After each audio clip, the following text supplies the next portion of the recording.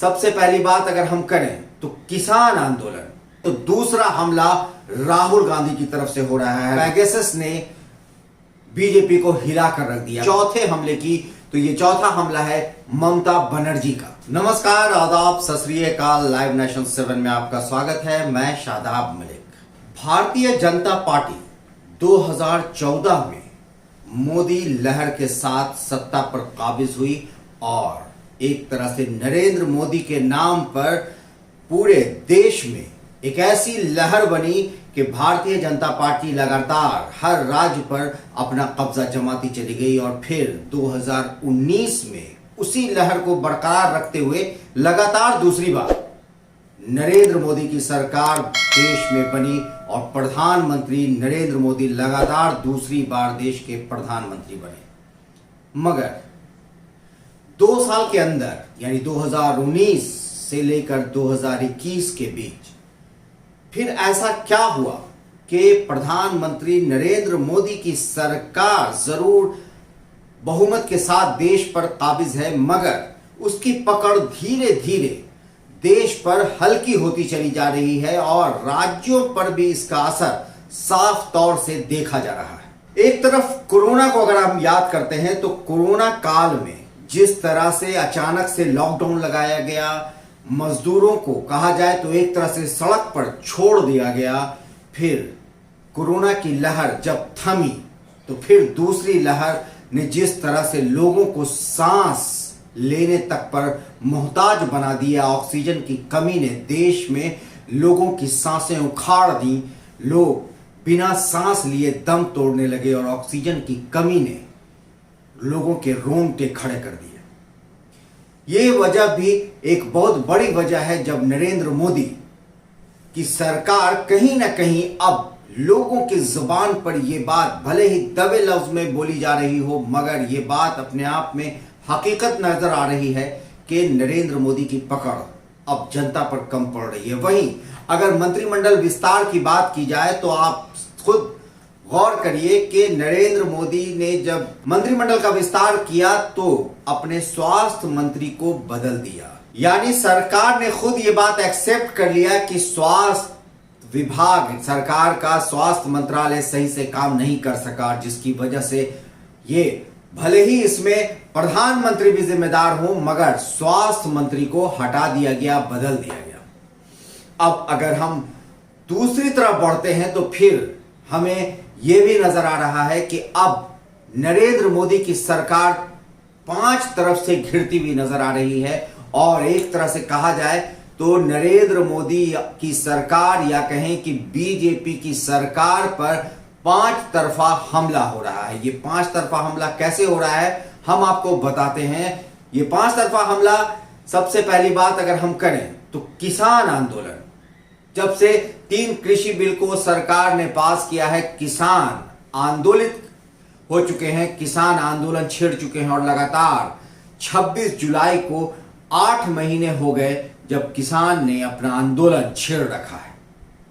सरकार उसे नजरअंदाज कर रही है, अनसुना कर रही है।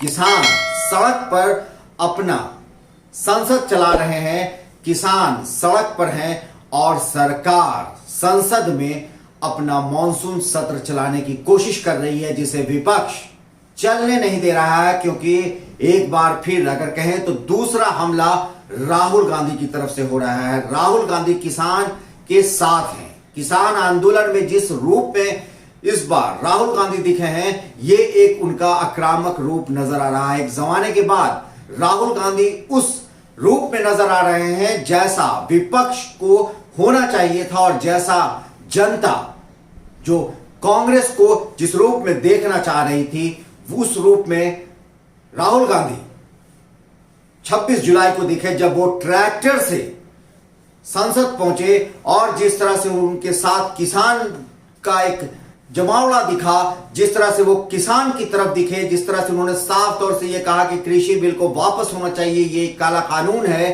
तो ये अब साफ दिख रहा है कि कांग्रेस अब एक नई शक्ल में, नई रूप में सामने आ रही है, जिसकी लोगों को उम्मीद थी और जो एक सराहनीय कदम कहा जाएगा कि विपक्ष का जो होना चाहिए वो नजर आ रहा था।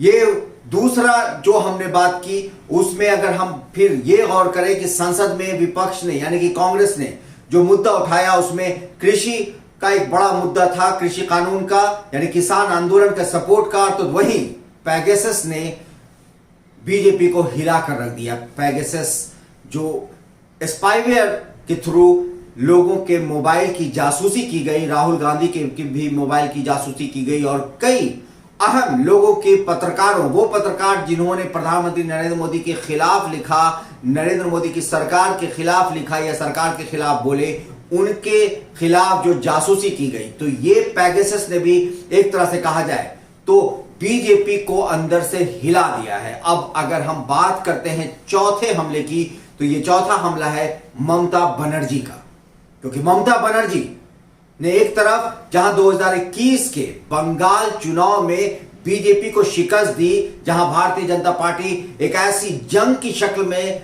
चुनाव लड़ रही थी मानो कि हिंदुस्तान पाकिस्तान का जंग हो रहा हो, और उस अंदाज से बंगाल में अमित शाह, जेपी नड्डा, प्रधानमंत्री नरेंद्र मोदी और नरेंद्र मोदी के मंत्री के बड़े बड़े मंत्री ममता बनर्जी से कहा जाए तो एक तरह से जंग लड़ने पश्चिम बंगाल जाते थे, मगर ममता बनर्जी ने बीजेपी को कड़ी शिकस्त दी। कहा जाए तो उस बंगाल के दंगल में मात दिया, बंगाल के दंगल में चित कर दिया बीजेपी को, नरेंद्र मोदी के पूरी फौज को। तो अब ममता बनर्जी एक तरह से काफी अग्रेसिव दिख रही है और ममता बनर्जी ने जो सबसे बड़ा काम किया है वो ये है कि बंगाल पहला ऐसा राज्य है जो पैगेसस जासूसी के खिलाफ एक कमेटी बनाकर अब उसकी जांच करने के लिए कमेटी बना दी है, जिसमें कि एक सुप्रीम कोर्ट के जस्टिस, रिटायर्ड जस्टिस हैं और एक वेस्ट बंगाल यानी पश्चिम बंगाल यानी कोलकाता हाई कोर्ट के रिटायर्ड चीफ जस्टिस।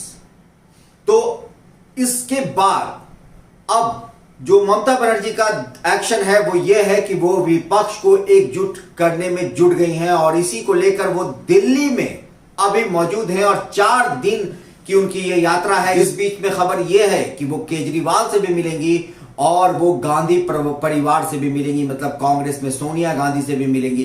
तो यानी अभी जो नजर आ रहा है वो यही है कि ममता बनर्जी विपक्ष को एक तरफ जुटा रही हैं। अभी ये साफ नहीं है कि विपक्ष का चेहरा प्रधानमंत्री 2024 के लिए कौन होगा, और ये जो ममता बनर्जी कर रही है ये 2024 को टारगेट लेकर किया जा रहा है, जिसमें ममता बनर्जी काफी एक्टिवली पार्टिसिपेट कर रही हैं, यानी काफी अग्रेसिव होकर इसमें हिस्सा ले रही हैं, जिसका असर दिखेगा उत्तर प्रदेश में। अब एक बात और मैं आपको बता दूं, किसानों ने ये साफ कर दिया है कि उत्तर प्रदेश में जहां सबसे पहले चुनाव हो रहे हैं 2022 में, वहां किसान बीजेपी को जीतने नहीं देंगे, योगी आदित्यनाथ को मुख्यमंत्री दोबारा नहीं बनने देंगे। यह कहना है राकेश टिकैत जो किसान आंदोलन को लीड कर रहे हैं। तो ये एक बड़ा मामला है। और अब बात करते हैं कर्नाटक की, यानी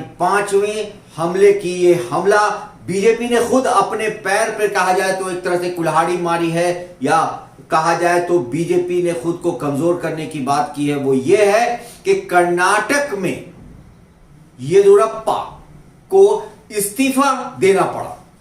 येदियुरप्पा बीजेपी के मुख्यमंत्री थे कर्नाटक में और उन्होंने इस्तीफा दे दिया। और उन्होंने जब लोगों को प्रेस कॉन्फ्रेंस में जब वो अपना भाषण दे रहे थे तो इस्तीफा उन्होंने यही कहा कि वो अपनी मर्जी से दे रहे थे, मगर जिस तरह से उनके आंख छलक रहे थे, उनके गले भर रहे थे और जिस तरह से वो इमोशनल होकर, भावुक होकर, हल्का ये भी कह सकते हैं कि रो दिया था उन्होंने जब वो बता रहे थे कि उन्होंने इस्तीफा दे दिया है, राज्यपाल को जाकर अपना इस्तीफा सौंप दिया है। तो ये एक बात तो साफ दिख रही है कि येदियुरप्पा ने अपनी मर्जी से इस्तीफा नहीं दिया, वरना वो इस तरह से भावुक शायद नहीं होते। और अगर इस्तीफा दिया तो अपनी मर्जी से अगर दिया तो फिर इसकी वजह कुछ समझ में नहीं आ रही है कि अपनी मर्जी से वो क्यों इस्तीफा देंगे। जो बात अंदर से सूत्रों से मिल रही है वो ये है कि येदियुरप्पा ने अंदर